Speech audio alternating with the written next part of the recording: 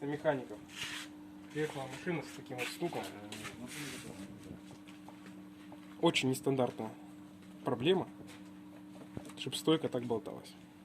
Естественно, машина себя вела как корабль, она болталась, шаталась, потому что стойка вообще не работает. Но это стойки обычно выходят из строя, ну да, они вот так вот ходят спокойно, не создается усилия.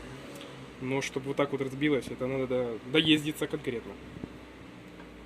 Вот такие вот пироги.